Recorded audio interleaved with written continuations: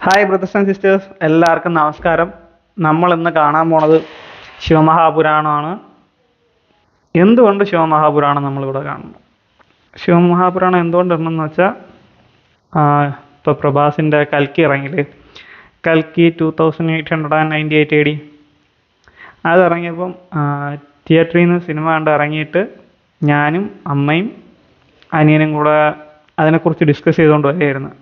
Cinema അങ്ങനെയുണ്ട്, സിനിമയുടെ ആ ഭാഗം കൊള്ളാം, സിനിമ നന്നായിട്ടുണ്ട്, ഇഷ്ടപ്പെട്ട് എന്നൊക്കെ സംസാരിച്ചുകൊണ്ട് വരുമ്പം നമ്മളെ ക്രോസ് ചെയ്തൊരു പയ്യൻ പോയി. അവൻ ആരോട് സംസാരിച്ചുകൊണ്ട് പോവുമായിരുന്നു.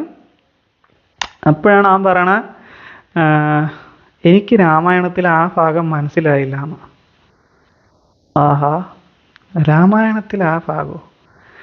അപ്പം ഒരു ശതമാനം ആളുകൾക്ക് അറിയില്ല ഇങ്ങനെ എന്താണ് രാമായണം, എന്താണ് മഹാഭാരതം, എന്താണ് ഭീഷ്മർ ആര്, അർജുനൻ ആര്, കർണൻ ആര്, അതൊന്നും അറിയില്ല.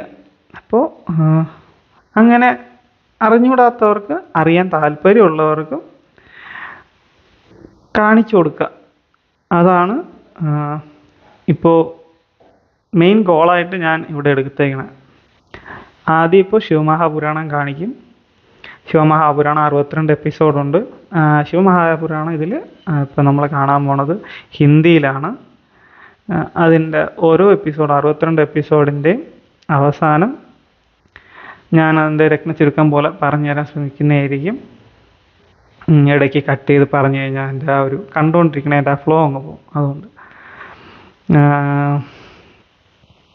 പിന്നെ അത് കഴിഞ്ഞിട്ട് ദശാവതാരം, മത്സ്യകൂർമ്മ വരാഹച്ച നരസിംഹച്ച വാമന, രാമോ രാമ രാമച്ച കൃഷ്ണ കൽക്കി ജനാർദ്ദന. ഇതാണ് ദശാവതാരം. അപ്പം അവസാനം ദശാവതാരവും കൂടെ കാണിച്ച്, ദശാവതാരം കൂടെ കാണിക്കുമ്പോഴത്തേക്കും ഏകദേശം ഒന്നാവും. അപ്പം നിങ്ങൾ കാണുന്നുണ്ടെങ്കിൽ മനസ്സിലാവും, അതിൻ്റെ ആ ഒരു ഡെപ്ത് മനസ്സിലാവും. നമ്മളെന്താണ് കണ്ടുകൊണ്ട് ഇത്രയും നാളായിട്ട് കാണുന്നത് എന്താണെന്നുള്ളത്.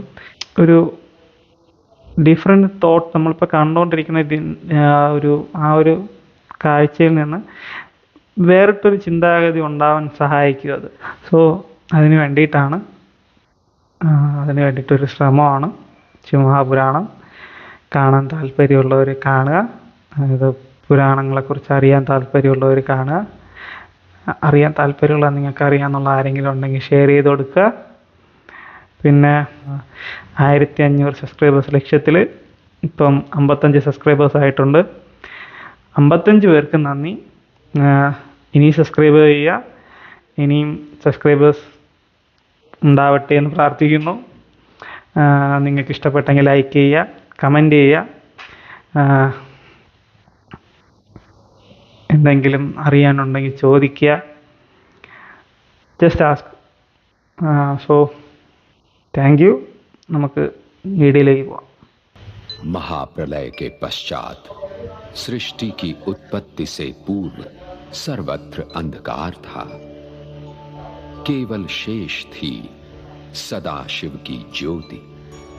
सदाशिव ही निराकार निर्गुण ब्रह्म हैं.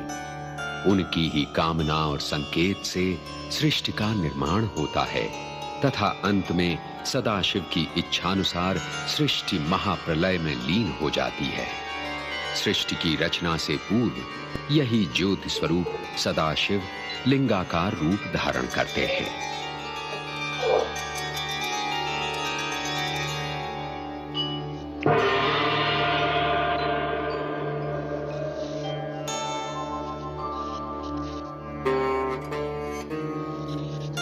शंख, चक्र, पद्म, गदाधारी विष्णु, तुम्हें तप करना है. तप करो, तप करो. तप ही तुम्हारा एकमात्र कर्म है. तप ही तुम्हारे लिए सर्वोच्च धर्म है.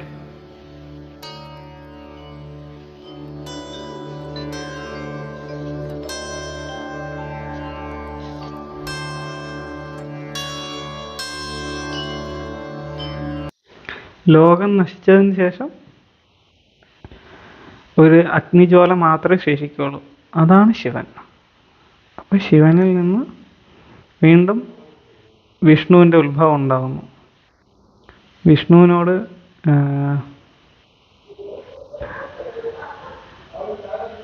തപസ് ചെയ്യാൻ പറഞ്ഞാണ്.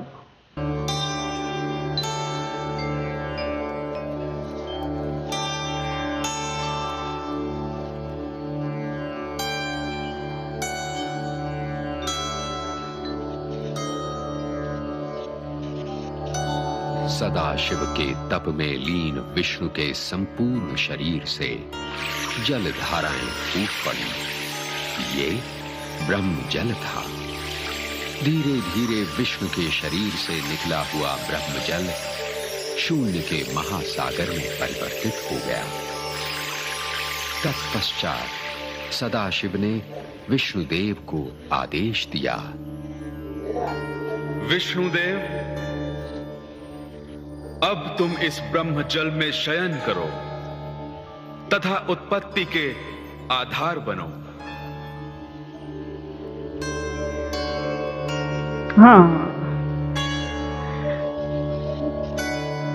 ജലത്തിൽ നിന്നാണ് ഉൽപ്പത്തി ഉണ്ടാവുന്നത്. ब्रह्म जल में शयन के पश्चात विष्णुदेव की नाभि से कमल प्रकट हुआ।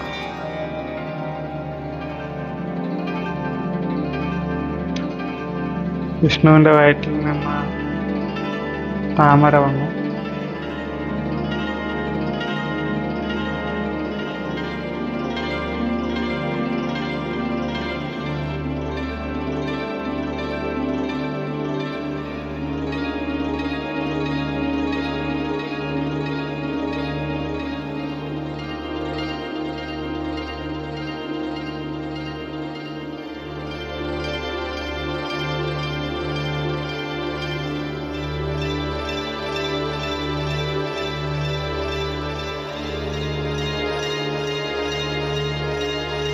താമരയ്ക്കൊരു അവസാനമില്ലേ? അങ്ങ് പോണം.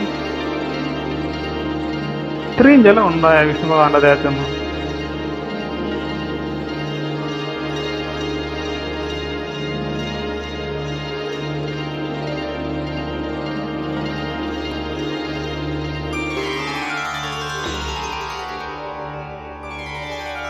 सदाशिव ने अपने ज्योतिर्मय लिंग स्तंभ के दाहिनी ओर ब्रह्मा को प्रकट किया तथा उन्हें विष्णु की नाभि से उत्पन्न कमल पर आसीन कर दिया। ब्रह्मा चकित थे। वे कौन हैं? उनका जन्मदाता कौन है? उनकी उत्पत्ति का स्रोत क्या है? ये जानने के लिए वे जिस कमल पर खड़े थे उसी की आधारभूत कमलनाल में अपने जन्मदाता का अन्वेषण करने के लिए प्रवेश कर गए।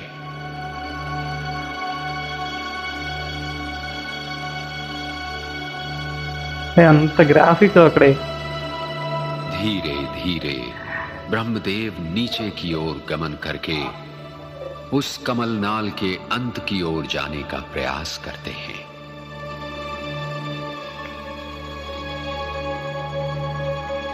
उन्हें ऊपर नीचे चारों ओर शून्य ही शून्य दिखाई देता है, परंतु नीचे की ओर निरंतर गमन करके भी ब्रह्मदेव कमलनाल के अंत का संधान नहीं कर पाते।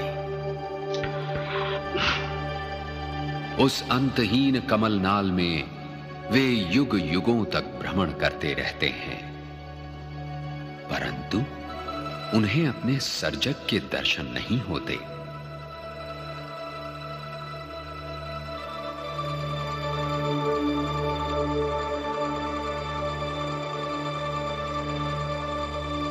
हार कर वे पुनः ऊपर की ओर लौटने लगते हैं। उनके मन में फिर आशा का संचार होने लगता है। संभवतः अब उनके जन्मदाता उन्हें अवश्य दर्शन देंगे।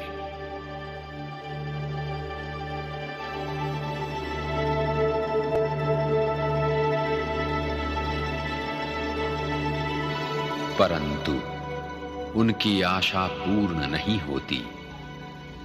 धीरे धीरे वे पुनः कमल की ओर लौटने लगते हैं।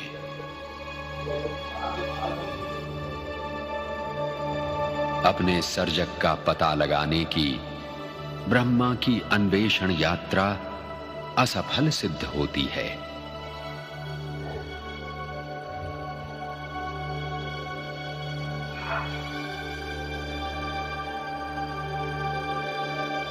चकित तथा भ्रमित ब्रह्मदेव पुनः कमलासन पर लौट आते हैं।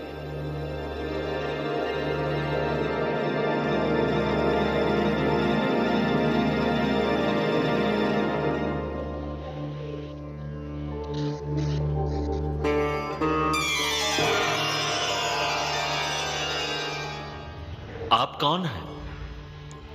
मैं हूं प्रथम पुरुष विष्णु, तुम्हारा जन्मदाता। नहीं, तुम मेरे जन्मदाता नहीं हो सकते। मेरा जन्मदाता कोई अन्य है। उस अन्य को तुम देख नहीं सकते। जिसे तुम देख सकते हो वो मैं हूं। मैं हूं तुम्हारा जन्मदाता। तुम मेरे ही नाभि कमल से उत्पन्न हुए हो। नहीं, यह सत्य नहीं है। यदि कोई मेरा जन्मदाता नहीं है तो फिर मैं स्वयंभू हूं। नहीं, तुम स्वयंभू नहीं हो। यह असत्य है। यही सत्य है। तुम दोनों का विवाद निरर्थक है। ब्रह्मदेव तथा विष्णुदेव का जन्म मुझ ज्योति स्वरूप सदाशिव से हुआ है। अर्थात तुम दोनों का जन्मदाता मैं हूं।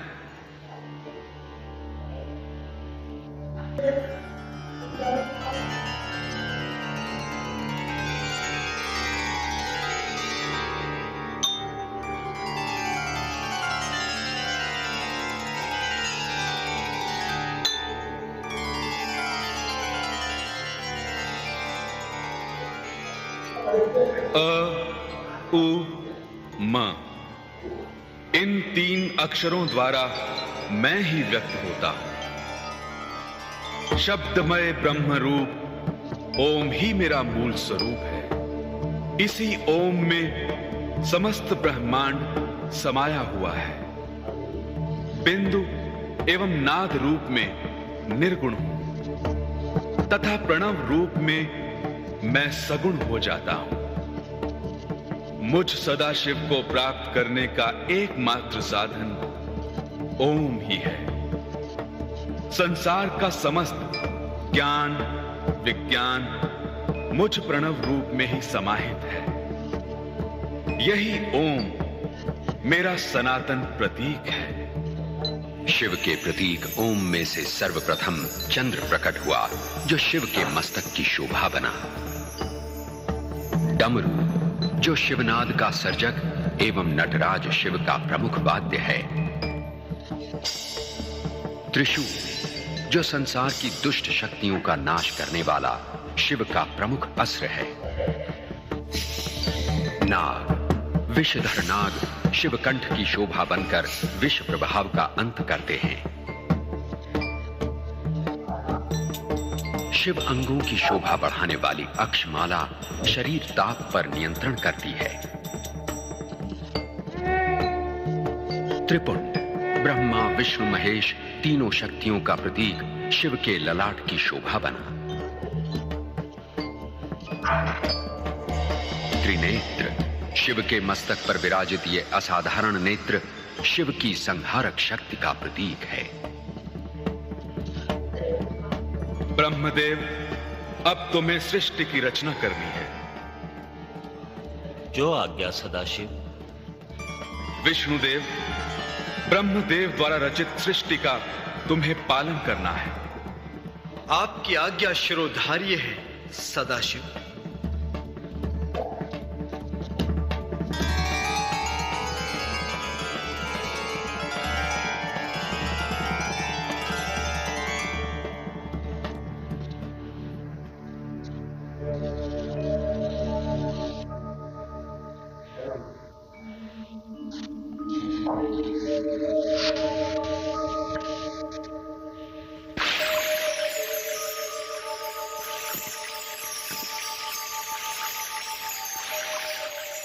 सृष्टि रचना के कार्य में सर्वप्रथम 24 तत्वों से युक्त हिरण्यवर्ण ब्रह्मांड प्रकट हुआ।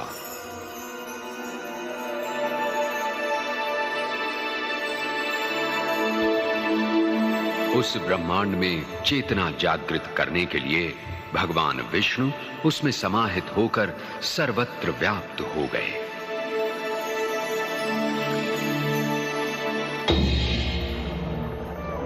फिर ब्रह्मांड 2 भागों में विभाजित हो गया। ऊपर आकाश बना, नीचे का भाग जल तथा पृथ्वी बने।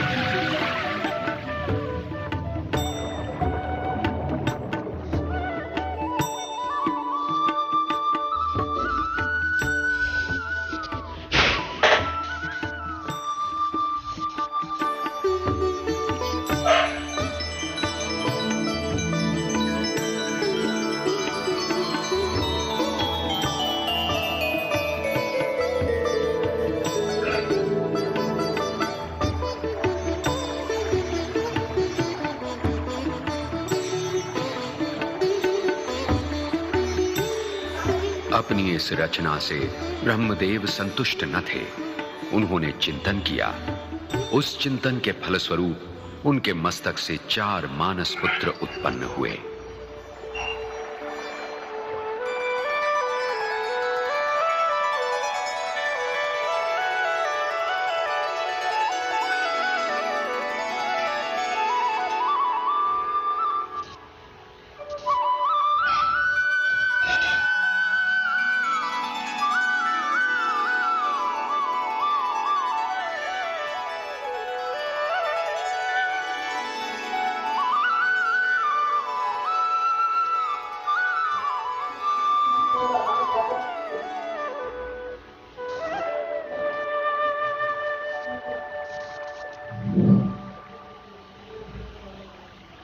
सनत, सनंदन, सनातन, सनत कुमार, मेरे मानस पुत्रों, मानव सृष्टि की उत्पत्ति हेतु मैंने तुम्हें प्रकट किया है।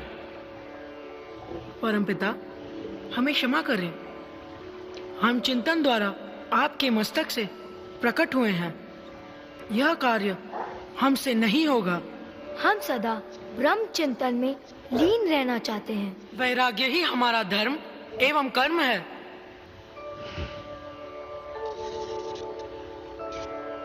परमपिता, सृष्टि रचना तथा मानव उत्पत्ति में हमारी कोई रुचि नहीं है। हम तो तत्व चिंतन के मार्ग का अनुसरण करेंगे। हमें क्षमा करें परमपिता।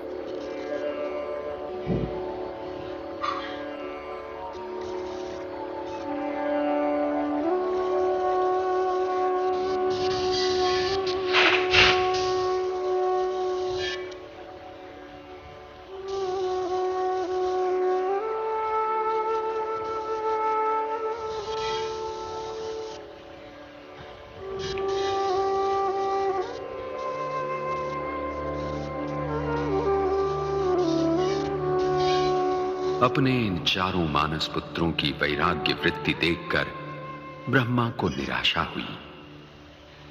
उन्होंने पुनः मानव सृष्टि की कामना से अन्य मानस पुत्रों की उत्पत्ति का संकल्प किया।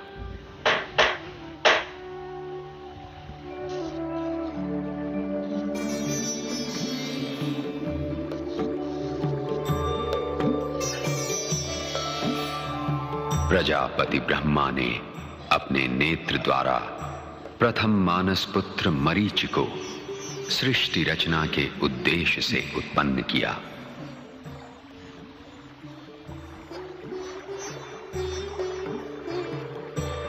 परंतु मरीचि ने तपस्या के लिए जाने का निश्चय किया। सृष्टि रचयिता ब्रह्मा ने अपने हृदय से तेजस्वी मानस पुत्र भृगु को उत्पन्न किया। भृगु ब्रह्मा के दूसरे मानस पुत्र कहलाए।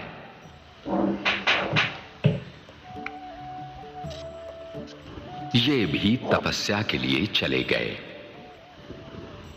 तत्पश्चात ब्रह्मदेव ने अपने मस्तक से तीसरे मानस पुत्र अंगिरा को उत्पन्न किया। सृष्टि रचना के उद्देश्य से उत्पन्न अंगिरा भी तत्काल तपस्या के लिए चले गए।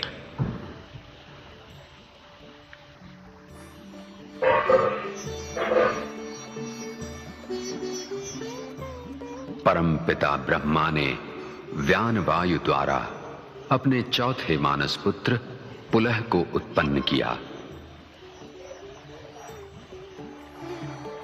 पुलह ने भी तपोमार्ग की ओर प्रयाण किया।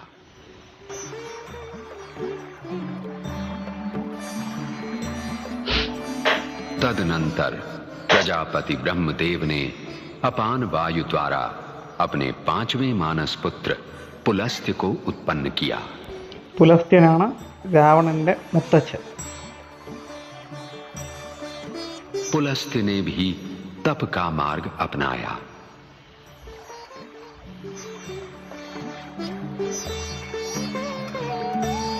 सृष्टि रचयिता ब्रह्मा ने समान वायु अर्थात मुख से अपने छठे मानस पुत्र वशिष्ठ को उत्पन्न किया।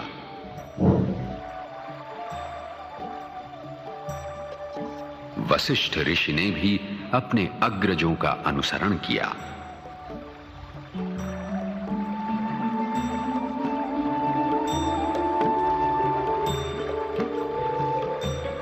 तत्पश्चात ब्रह्मदेव ने अपने दोनों कानों से अपने सातवें मानस पुत्र अत्रि को उत्पन्न किया।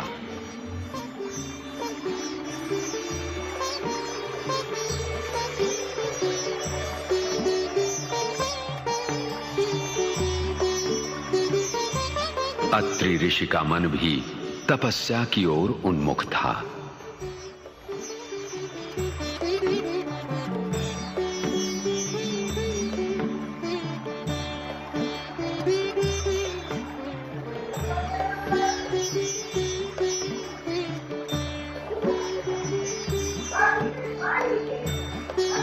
കണ്ടുകൊണ്ടിരിക്കുമ്പോൾ കൊള്ളാം അല്ലേ? അത് അവര് എഡിറ്റ് ചെയ്തേക്കണം, നല്ല രസമാണ്.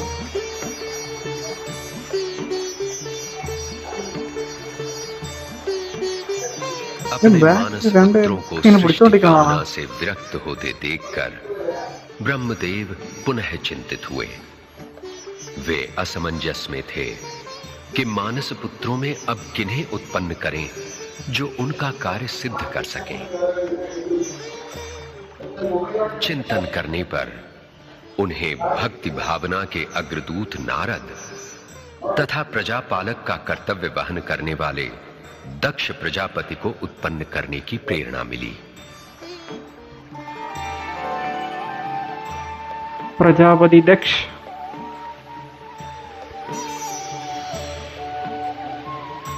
प्रजापति दक्षനും നാരദരും.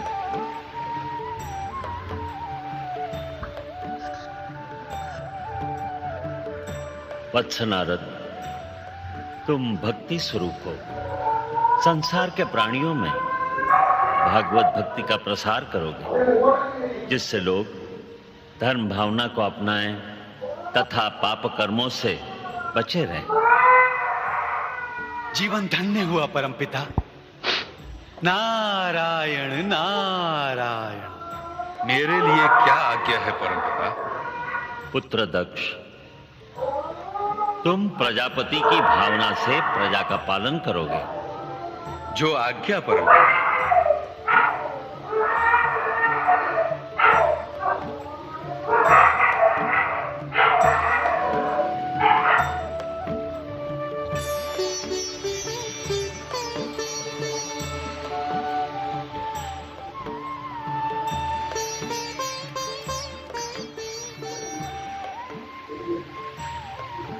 കാമദേവാണെന്നാണ് തോന്നുന്നത്. पुष्प धनुआ कामदेव। कामदेव। तुम नर नारी के बीच सौंदर्य का आकर्षण उत्पन्न करके सृष्टि सृजन की प्रेरणा जगाओगे। जो आज्ञा परमपिता।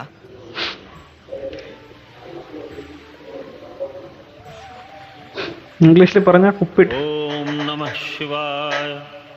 ओम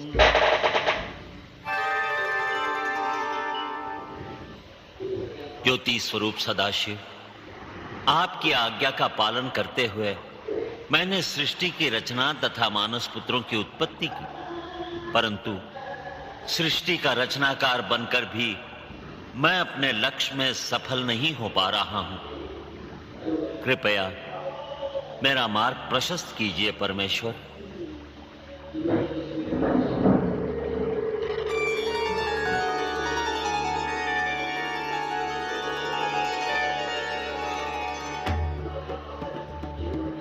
अर्धनारीश्वर। वत्स ब्रह्मा, तुम्हारा मनोरथ पूर्ण हो। सदाशिव, आपका ये रूप देखकर मैं आश्चर्यचकित हूं। ब्रह्मदेव, ज्योति स्वरूप मुझ सदाशिव में शिव तथा शक्ति का यही अर्धनारीश्वर रूप अंतर्निहित है। प्रकृति और पुरुष की सम्मिलित सत्ता का नाम ही अर्धनारीश्वर शिव है। अर्थात प्रकृति और पुरुष में भेद जाने बिना तुम अपने उद्देश्य में सफल नहीं हो सकते।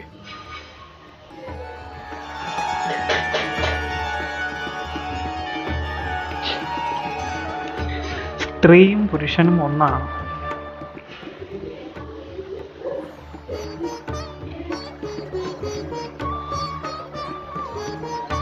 ब्रह्मदेव, सदाशिव ही शिव हैं, शिव शिवा ही अर्धनारीश्वर रूप हैं।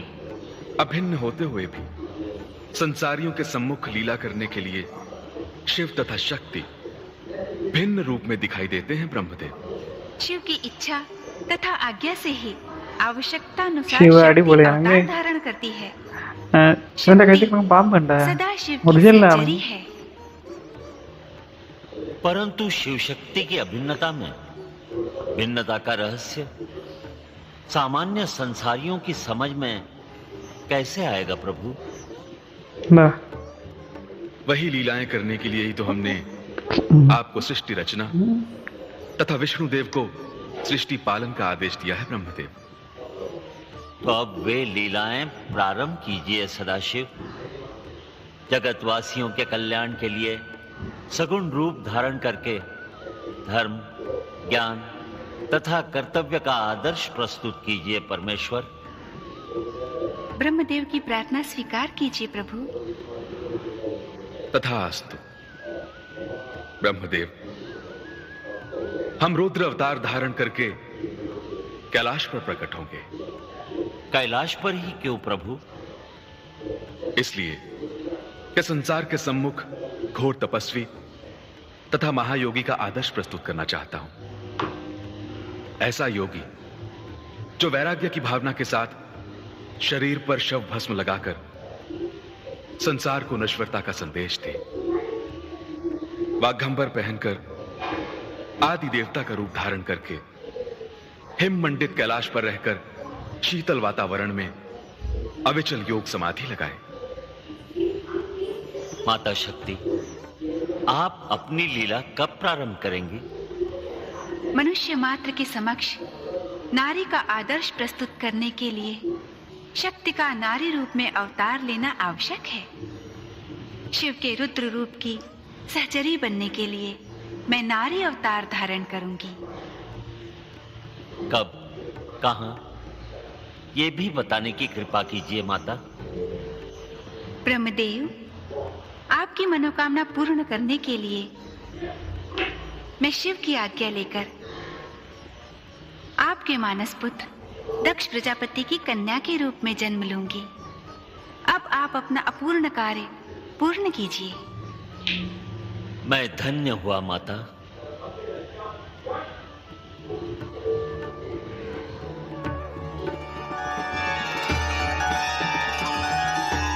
अर्धनारीश्वर में प्रकृति तथा पुरुष के दर्शन करने के पश्चात ब्रह्मदेव प्रेरित हुए प्रजोत्पत्ति कारक नर तथा नारी की उत्पत्ति हेतु। तब उन्होंने प्रथम नर मनु तथा प्रथम नारी शतरूपा को उत्पन्न किया। मनु शतरूपा। वत्स मनु, इस सृष्टि में तुम प्रथम पुरुष हो जिसे मानव उत्पत्ति का मैं अधिकार देता हूं। जो आज्ञा।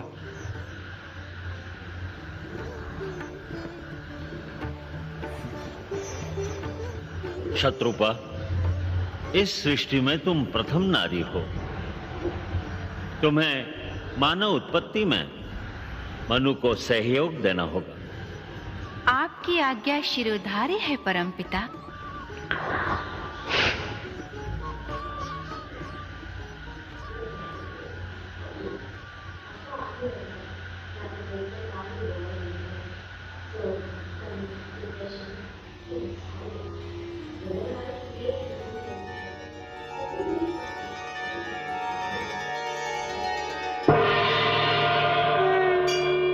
ഇങ്ങനെ മഹാദേവൻ കൈലാസത്തിൽ വിരാജിതനായി.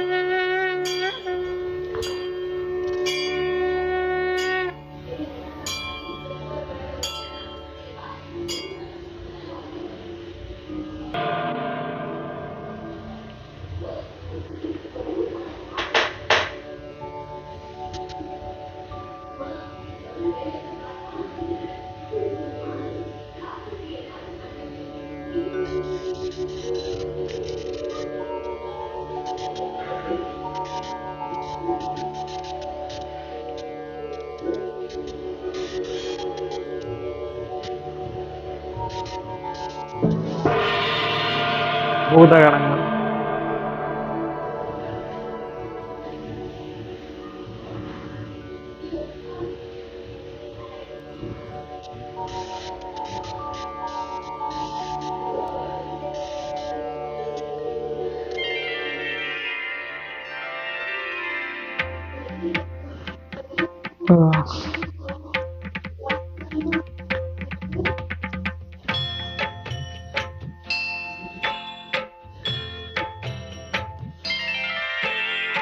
आशुतोष शशांक शेखर चंद्रमौलि चिदंबरा कोटि कोटि प्रणाम शंभो कोटि नमन दिगंबरा। आशुतोष शशांक शेखर चंद्रमौलि चिदंबरा कोटि कोटि प्रणाम शंभो कोटि नमन दिगंबरा कोटि नमन दिगंबरा। निर्विकार ओंकार अविनाशी तुम्ही देवाधिदेव जगत सर्जक प्रलय करता शिवम सत्यम सुंदरा।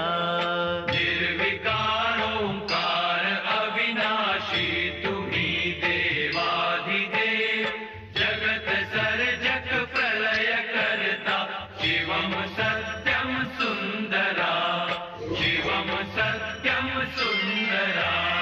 निरंकार स्वरूप कालेश्वर महाजोगीश्वरा दया निधि दानेश्वरा जय जटाधर अभयंकरा। निरंकार स्वरूप कालेश्वर महाजोगीश्वरा दया निधि दानीश्वरा जय जटाधर अभयंकरा जय जटाधर अभयंकरा। शूल पाणि त्रिशूल धारी औघड़ी बाघंबरी जय महेश त्रिलोचनायम विश्वनाथ विशंभरा। शूल पाणि त्रिशूल धारी औघड़ी बाघंबरी जय महेश त्रिलोचनाय विश्वनाथ विशंभरा विश्वनाथ विशंभरा।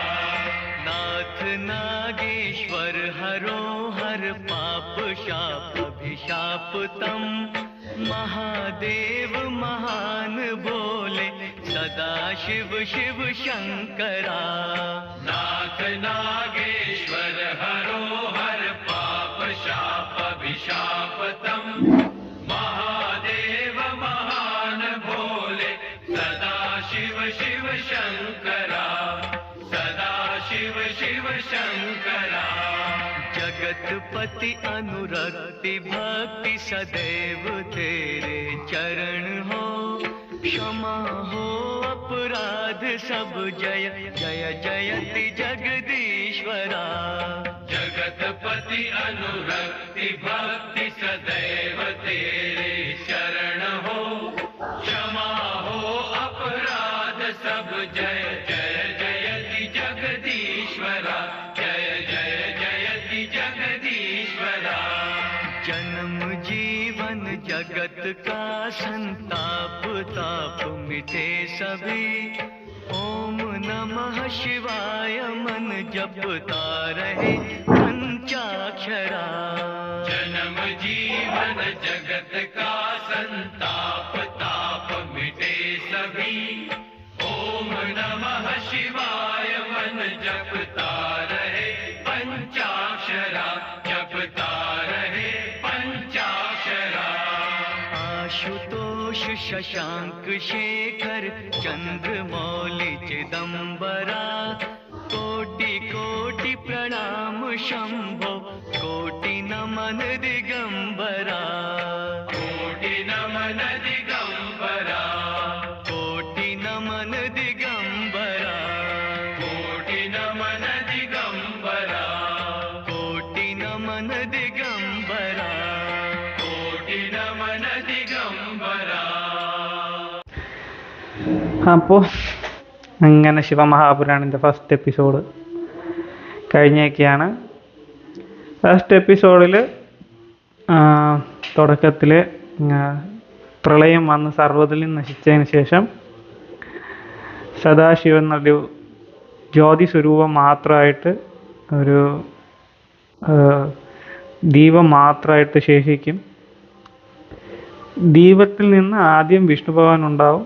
വിഷ്ണു ഭഗവാനോട് ധ്യാനത്തിലേക്ക് പോകാൻ പറയും. വിഷ്ണു ഭഗവാന്റെ ധ്യാനത്തിൽ നിന്ന് ജലത്തിൻ്റെ ഉൽപ്പത്തി ഉണ്ടാവും. ജലത്തിൽ വിഷ്ണു ഭഗവാൻ കിടക്കുമ്പോഴത്തേക്കും വിഷ്ണു ഭഗവാന്റെ നാഭിയിൽ നിന്ന് താമര ഉണ്ടാവും. താമരയിലേക്ക് പിന്നെ അഗ്നിയിൽ നിന്നുണ്ടായ ബ്രഹ്മാവ് വന്നിരിക്കും. ബ്രഹ്മാവ് തൻ്റെ സൃഷ്ടികർത്താവാരെന്ന് തന്നെ സൃഷ്ടിച്ചതാരെന്നറിയാൻ വേണ്ടിയിട്ട് താമരയുടെ അടിയിലേക്ക് പോവും. കണ്ടു കിട്ടൂല.